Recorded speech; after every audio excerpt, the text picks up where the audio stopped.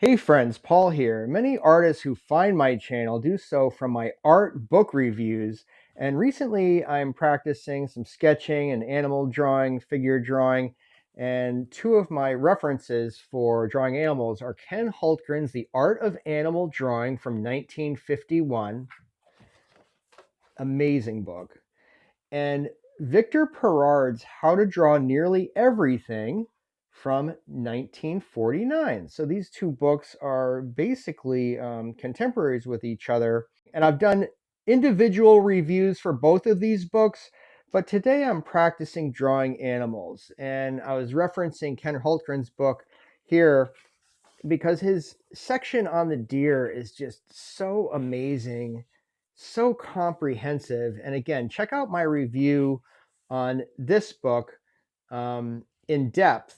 But as I'm practicing drawing from Ken Hultgren's book, um, one thing I notice is it's just so in depth. You know, the musculature, the skeletal system.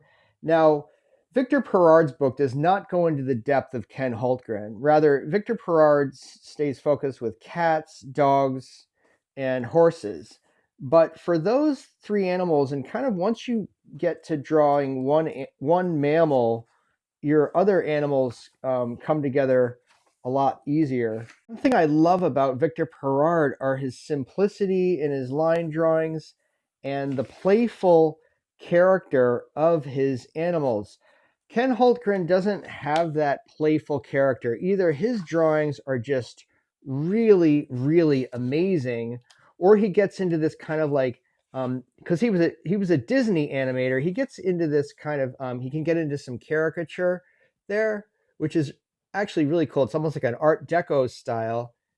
Whereas Victor Perard's work, to me, is a nice balance between accurate drawing and a really playful character. The simplicity of his lines. Again, check out my book review on this entire book because it's really awesome. It's more fun to practice Victor Perard's kind of style with some of this stuff because it's more basic. And there you can see that's the one I got there. Um, it's just so much fun to practice this stuff, and it still is accurate. You know, it's not just some goofy, cartoony stuff. Like you're really learning proportion and about the simplicity of line and blocking in your forms and stuff.